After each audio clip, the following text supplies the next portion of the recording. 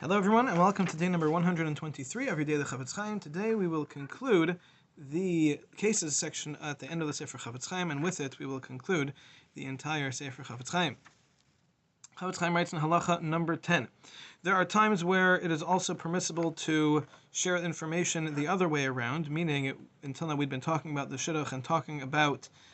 faults or problems with the prospective groom. Now the Chafetz Chaim says the same would apply about the bride, that if there are internal problems that the other side may not know about, and you do know about it, then you would be allowed to share that information, again assuming that you have fulfilled all of the criteria that we had mentioned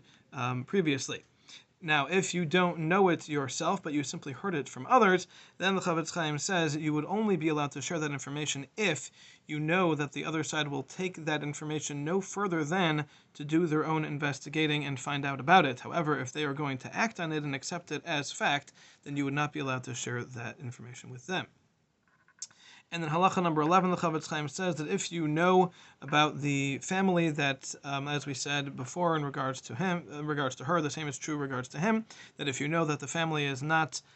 living a life of tznius, but they are as pritzus and they are acting in ways that are entirely inappropriate, and certainly if there's any kind of heresy in the family or with him himself or her herself, then that is information that you would certainly need to share with the other side. And with that, you don't need any of the conditions that we had mentioned earlier. However, if you don't know this yourself, but you simply heard that information from someone else, then you are allowed to share it. However, you need to then say that you don't know this to be true, but you simply heard it from someone else, and they can then go and do their own investigating to find out if this is indeed a fact. And the Chafetz Chaim then ends off and says that I intended to give other cases regarding professionals and workers and attendants and all other manner of cases that would fall into all these categories, and it gets a bit complicated, he said. However, because of the process of the printing, it's very difficult, and therefore I did not add any more. However, the rule of thumb is as follows, that a person needs to watch their ways very carefully, both with their eyes and with their heart, and especially when it comes to their manner of speech.